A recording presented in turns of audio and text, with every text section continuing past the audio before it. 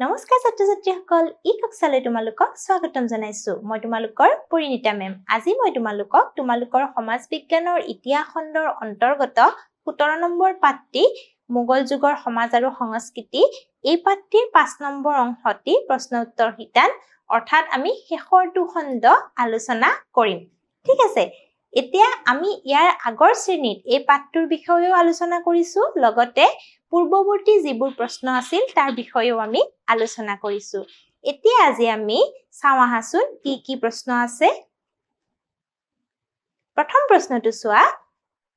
এজন চিত্ৰকৰ আৰু সমালোচক হিচাপে জাহাংগীৰে ভাৰতীয় চিত্ৰকলাৰ কেনেদৰে পৃষ্ঠপোষকতা কৰিছিল অৰ্থাৎ জাহাংগীৰৰ পৃষ্ঠপোষকতা জাহাংগীৰে যে চিত্ৰকলাৰ পৃষ্ঠপোষকতা কৰিছিল কেনেদৰে কৰিছিল চিত্ৰকৰ হিচাপে আৰু সমালোচক হিচাপে সেই বিষয়ে সুধিছে এতিয়া চাওঁ আহাচোন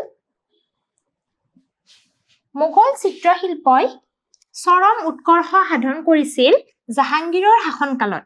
জাহাংগীৰ নিজে এজন চিত্ৰপ্ৰেমী আছিল আৰু কল্পনাৰ পৰিৱৰ্তে বাস্তৱক প্ৰাধান্য দিবলৈ তেওঁ চিত্ৰকৰসকলক আহ্বান জনাইছিল অৰ্থাৎ মোগল চিত্ৰশিল্পই কি হৈছিল চৰম উৎকৰ্ষ লাভ কৰিছিল জাহাংগীৰৰ দিনত আৰু জাহাংগীৰ নিজে এজন চিত্ৰপ্ৰেমী আছিল আৰু তেওঁ কি কৈছিল কল্পনাৰ পৰিৱৰ্তে বাস্তৱক কি কৰিব দিছিল প্ৰাধান্য দিবলৈ দিছিল কল্পনাৰ পৰিৱৰ্তে বাস্তৱক প্ৰাধান্য দিবলৈ তেওঁ আহ্বান জনাইছিল ঠিক আছে তাৰ পিছতে জাহাংগীৰৰ দিনত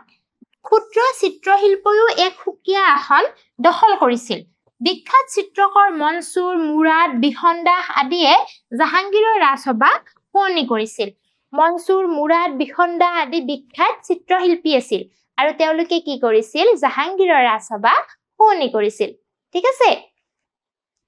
তাৰ পিছতে চোৱা এওঁৰ দিনত ভাৰতৰ বিভিন্ন প্ৰান্তত বহুতো চিত্ৰশিল্পৰ বিদ্যালয় গঢ় লৈ উঠিছিল আৰু এওঁ যেতিয়া ৰাজত্ব কৰি আছিল ভাৰতৰ বিভিন্ন প্ৰান্তত কি হৈছিল চিত্ৰশিল্পৰ বিদ্যালয় কিছুমান গঢ় লৈ উঠিছিল ইয়াৰ পিছৰ প্ৰশ্নটো চোৱা মোগল যুগৰ স্থাপত্য কলা সংস্কৃতিলৈ শাহজাহানৰ অৱদান এবাৰ সুধিছে শাহজাহানেনো কি অৱদান আগবঢ়াইছিল ঠিক আছে চোৱা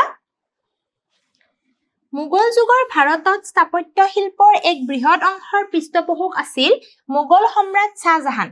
আৰু শাহজাহানৰ শাসনকালত মোগল স্থাপত্য শিল্পৰ বিকাশে চূড়ান্ত শিখৰ আৰোহণ কৰিছিল অৰ্থাৎ যেনেকে মোগল চিত্ৰশিল্পই চূড়ান্ত শিখৰ পাইছিল কাৰ দিনত পাইছিল জাহাংগীৰৰ দিনত ঠিক তেনেকে স্থাপত্য শিল্পই চূড়ান্ত শিখৰ কেতিয়া পাইছিল শাহজাহানৰ দিনত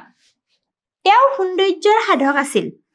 শাহজাহানৰ ৰাজত্বকালত কলা সংস্কৃতিৰ যোগেদি নদন বদন হৈ পৰিছিল বাবে এই কালছোৱাক মোগল স্থাপত্যৰ স্বৰ্ণযুগ বুলি কোৱা যায় আৰু শাহজাহানৰ দিনত কলা সংস্কৃতি নদন বদন হৈ পৰিছিল আৰু সেই কাৰণে কি বুলি কোৱা হয় তেওঁক স্বৰ্ণযুগ বুলি কোৱা হয় তেওঁক নহয় মানে তেওঁৰ শাসন কালছোৱাক তেওঁ যেতিয়া শাসন কৰিছিল সেই শাসনৰ সময়ছোৱাক কি বুলি কোৱা হয় স্বৰ্ণযুগ বুলি কোৱা হয় ঠিক আছে তাৰ পিছতে চোৱা কিন্তু স্থাপত্য ভাস্কৰ্য নিৰ্মাণত মুক্ত হস্তে খৰচ কৰি শেষৰ ফালে তেওঁ সৰ্বশান্ত হৈ পৰিছিল শাহজাহানে নিৰ্মাণ কৰা তাজমহল তেওঁৰ পত্নী প্ৰেমৰ অমৰ সাক্ষী ঠিক আছে তেওঁ কিন্তু কি কৰিছিল এই নিৰ্মাণ কাৰ্যত মুক্ত হস্তে খৰচ কৰিছিল আৰু তাৰ পিছত কি হৈছিল তেওঁ সৰ্বশান্ত হৈ পৰিছিল অৰ্থাৎ যেতিয়া বেছি খৰচ হ'ব তেতিয়া কি হয় মানুহ সৰ্বশান্ত হৈ যায় নাই হেনেদৰে শাহজাহানো কি হৈছিল সৰ্বশান্ত হৈ পৰিছিল আৰু তেওঁ যে তাজমহল নিৰ্মাণ কৰিছিল সেই তাজমহলটো কি পত্নী প্ৰেমৰ অমৰ সাক্ষী ঠিক আছে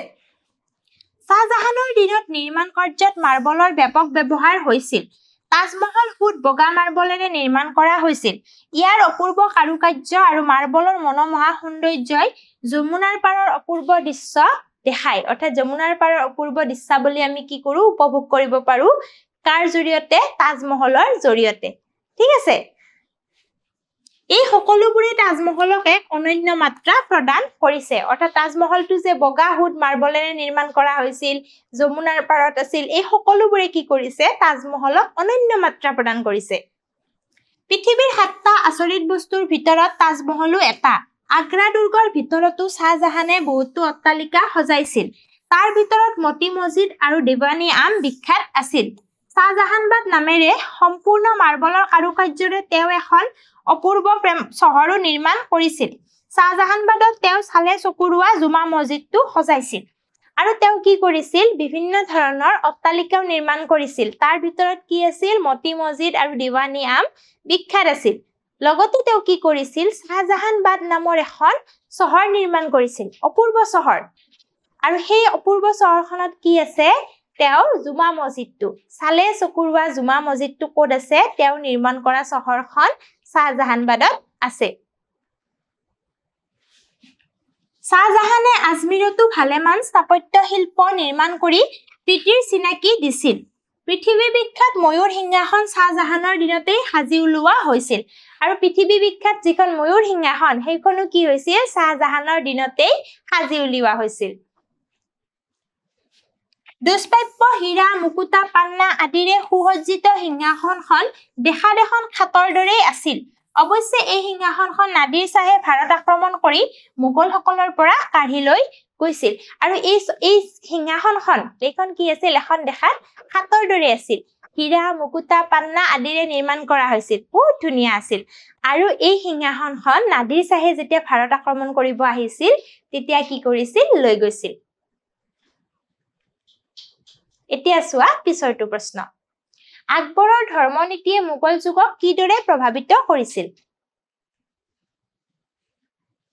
সম্ৰাট আকবৰ এজন বুঢ়া মুছলমান হলেও ধৰ্মৰ ক্ষেত্ৰত তেওঁ এক উদাৰ নীতি গ্ৰহণ কৰিছিল অৰ্থাৎ আকবৰ যদিও এজন বুঢ়া মুছলমান আছিল কিন্তু তেওঁ কি আছিল ধৰ্মৰ ক্ষেত্ৰত উদাৰ আছিল অৰ্থাৎ সকলো ধৰ্মকে তেওঁ কি কৰিছিল সন্মান জনাইছিল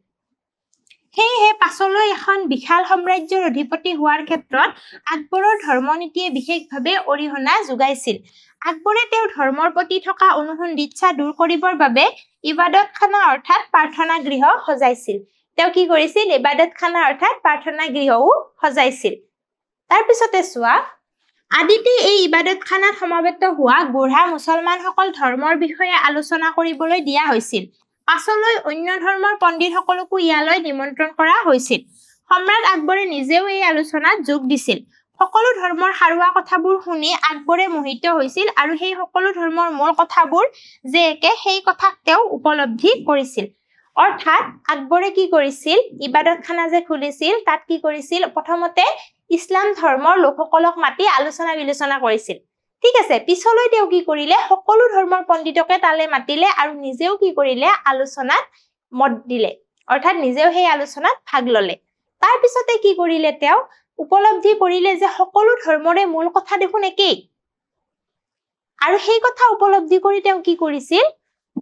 সকলো ধৰ্মৰ মূল কথাবোৰ লৈ তেওঁ এটি নতুন ধৰ্মমত উলিয়াইছিল আৰু ইয়াকে আমি দীনী ইলাহি বুলি ক'ব পাৰো বা জানো দীনী ইলাহি অৰ্থাৎ সকলো ধৰ্মৰ যে মূল কথা একে সেই কথা উপলব্ধি কৰি তেওঁ এটা নতুন ধৰ্মমত উলিয়াইছিল সেই ধৰ্মমতটোৰ নাম কি আছিল দীন ইলাহি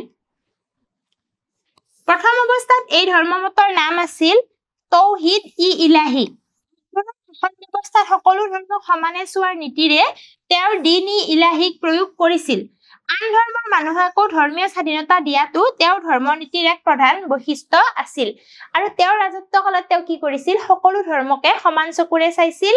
আৰু সকলো ধৰ্মৰ লোককে সন্মান কৰিছিল নিজৰ ধৰ্মৰ বাহিৰেও আন ধৰ্মকো তেওঁ কি কৰিছিল এক প্ৰাধান্য দিছিল আৰু সেইটো কি আছিল তেওঁৰ ধৰ্মনীতিৰ এটা বৈশিষ্ট্য আছিল ঠিক আছে এতিয়া চাওয়া পিছৰটো প্ৰশ্ন মোগল যুগৰ কেইগৰাকীমান উল্লেখযোগ্য মহিলাৰ নাম লিখিব দিছে কেইগৰাকীমান উল্লেখযোগ্য কি পাইছিলো আমি মোগল যুগৰ কেইগৰাকীমান উল্লেখযোগ্য মহিলা হল গুলবদন বেগম নুৰজাহান বেগম জাহানাৰা ৰৌছানাৰা মমতাজ মহল যোধাবাই মানবাই জগত গোহাঁই ইত্যাদি এই কিজনী আছিল মোগল সাম্ৰাজ্যৰ উল্লেখযোগ্য মহিলা ঠিক আছে এতিয়া চাওয়া পিছৰটো প্ৰশ্ন কি দিছে মোগল যুগৰ ভাৰতৰ স্থাপত্যসমূহৰ চিত্ৰ সংগ্ৰহ কৰি এটা এলবামটো তোমালোকে ঘৰত প্ৰস্তুত কৰিবা ঠিক আছে সকলোৱে নিজৰ নিজৰ বহীত কি কৰিবা মোগল যুগৰ ভাৰতৰ স্থাপত্যসমূহৰ চিত্ৰ সংগ্ৰহ কৰিবা সংগ্ৰহ কৰি ইন্টাৰনেটৰ সহায়তে হোক বা শিক্ষকৰ সহায়তে হোক বা ঘৰৰ অভিভাৱকৰ সহায়তে হোক চিত্ৰবোৰ সংগ্ৰহ কৰি এটা এলবাম বহীত প্ৰস্তুত কৰিবা ঠিক আছে এতিয়া চাওয়া পিছৰটো প্ৰশ্ন চোৱা তলত দিয়া ছবিবোৰৰ ওপৰত তোমাৰ নিজৰ বহীত 10টাকৈ বাক্য লিখিব দিছে নিজৰ নিজৰ বহীত লিখিব দিছে প্ৰথম ছবিখন কি এইখন কিহৰ ছবি চিনি পাইছা কি এটো কামাখ্যা মন্দিৰ হয় নাই তাৰ পিছত কিহৰ ছবি এটো হুমায়ুনৰ সমাধি হয়নে তাৰ পিছত কি আছে কুতুব মিনাৰ আৰু তাৰ পিছত আছে মুদ্ৰা এতিয়া চাওহা কামাখ্যা মন্দিৰৰ বিষয়ে কামাখ্যা মন্দিৰ হৈছে অসমৰ গুৱাহাটীত অৱস্থিত হিন্দু ধৰ্মৰ এক প্ৰাচীন মন্দিৰ গোটেই ভাৰততে ব্যপ্ত হৈ থকা মুঠ 51খন দেৱীপীঠৰ মাজত অন্যতম গুৰুত্বপূৰ্ণ পীঠ এই কামাখ্যা মন্দিৰ নীলাচল পাহাৰত অৱস্থিত কামাখ্যা দেৱীৰ এই মন্দিৰকেইখনে এই মন্দিৰকেই অসমৰ সবাতোকৈ প্ৰসিদ্ধ প্ৰভাৱশালী মন্দিৰ বুলি ভবা হয় অৰ্থাৎ আমাৰ যে 51খন পীঠ আছে 51খন পীঠৰ ভিতৰত কামাখ্যাও অন্যতম আৰু ক'ত আছে গুৱাহাটীৰ নীলাচল পাহাৰত অতি প্ৰাচীন কালৰে পৰা অসমৰ ইতিহাসৰ ৰাজনৈতিক আৰু ধাৰ্মিক দুয়োটা দিশতেই শক্তি উপাসনাৰ কেন্দ্ৰস্থল কামাখ্যাই অতিশয় গুৰুত্বপূৰ্ণ প্ৰভাৱ বিস্তাৰ কৰি আহিছে আৰু এই মন্দিৰটো দেখিছা যে এইটোই কি কৰিছে গুৰুত্বপূৰ্ণ প্ৰভাৱ বিস্তাৰ কৰি আহিছে তাৰ পিছত চোৱা হুমায়ুনৰ সমাধি হল মোগল সম্ৰাট হুমায়ুনৰ সমাধি ক্ষেত্ৰ 1562 খ্ৰীষ্টাব্দত হুমায়ুনৰ পত্নী হামিদা বানু বেগমে এই সমাধিস্থল নিৰ্মাণ কৰে এইটোৰ নক্সা প্ৰস্তুত কৰিছিল পাৰ্চী স্থপতিবিদ মিৰাক মিৰ্জা গিয়াথে হুমায়ুনৰ সমাধিয়ে হল ভাৰতীয় উপমহাদেশৰ প্ৰথম উদ্যান সমাধি ক্ষেত্ৰ ভাৰতীয় উপমহাদেশৰ প্ৰথম উদ্যান সমাধি ক্ষেত্ৰটো হৈছে হুমায়ুনৰ সমাধি আৰু কোনে নিৰ্মাণ কৰিছিল পত্নী হামিদা বানু বেগমৰ নিৰ্দেশত তেওঁ এই সমাধিটো নিৰ্মাণ হৈছিল আৰু কেতিয়া হৈছিল 1562 খ্ৰীষ্টাব্দত নিৰ্মাণ হৈছিল আৰু কোনে নিৰ্মাণ কৰিছিল পাৰ্চী স্থপতিবিদ মিৰাক মিৰ্জা গিয়াথে কি কৰিছিল হুমায়ুনৰ সমাধি নিৰ্মাণ কৰি উলিয়াইছিল তাৰ পিছতে চোৱা দিল্লীৰ নিজামুদ্দিন পূৰ্ব অঞ্চলত হুমায়ুনে 1523 চনত যি দিনা পানাহ বা পুৰণা কিল্লা নিৰ্মাণ কৰিছিল তাৰ নিকটতে এই সমাধিস্থলটো অৱস্থিত এইটো চোৱা সমাধিস্থল আৰু ক'ত অৱস্থিত পুৰাণ কিল্লাৰ নিকটতে এই সমাধিস্থলটো অৱস্থিত ঠিক আছে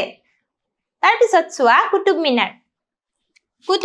দিল্লীৰ অৱস্থিত আৰু দাহ বংশৰ প্ৰতিষ্ঠাতা কুতুবুদ্দিন আইবাকে প্ৰখ্যাত কুতুব মিনাৰ সজোৱাৰ কাম আৰম্ভ কৰিছিল কিন্তু নিৰ্মাণ কাৰ্য শেষ কৰে ইলতুৎমিছে কোনে আৰম্ভ কৰিছিল কুতুব মিনাৰ নিৰ্মাণ কাৰ্য কোনে আৰম্ভ কৰিছিল কুতুবুদ্দিন আইবাকে দাহ বংশৰ সুলতান কুতুবুদ্দিন আইবাকে কি কৰিছিল এই কুতুব মিনাৰ নিৰ্মাণ আৰম্ভ কৰিছিল কিন্তু তেওঁ সম্পূৰ্ণ কৰিব নোৱাৰিলে সম্পূৰ্ণ কোনে কৰিলে ইলতুৎমিছে কৰিলে ঠিক আছে এতিয়া চোৱা মুদ্ৰা বিনিময়ৰ অন্যতম মাধ্যম বৈদিক যুগত মুদ্ৰা মৰুৱা প্ৰথাৰ প্ৰচলন নাছিল সৰব বা প্ৰাচীন ভাৰতীয় মুদ্ৰা ৰূপৰ আছিল মোগল সম্ৰাটসকলে ৰূপ ব্ৰঞ্জ তাম আৰু সোণৰ মুদ্ৰাৰ ব্যৱহাৰ কৰিছিল মুদ্ৰা হৈছে বিনিময়ৰ অন্যতম মাধ্যম হয় নে নাই প্ৰাচীন কালত কি হৈছিল মুদ্ৰা ৰূপৰ আছিল একেবাৰে প্ৰথমতে ৰূপৰ মুদ্ৰাৰ প্ৰচলন আছিল কিন্তু মোগল সম্ৰাটসকলে ৰূপ ব্ৰঞ্জ তাম আদি বিভিন্ন মুদ্ৰাৰ কি কৰিছিল ব্যৱহাৰ কৰিছিল ৰূপ ব্ৰঞ্জ তাম আদি বিভিন্ন মুদ্ৰা ব্যৱস্থাৰ কি কৰিছিল ব্যৱহাৰ কৰিছিল এয়া দেখিছা এয়া হৈছে ইয়াত যে ছবিটো আছে এয়া হৈছে মুদ্ৰাৰ ছবি ঠিক আছে আজিলৈ আমি ইমানতে সামৰিছো আৰু তোমালোকৰ সপ্তমমান শ্ৰেণীৰ ইতিহাস খণ্ড ইমানতে সামৰণি পৰিছে ধন্যবাদ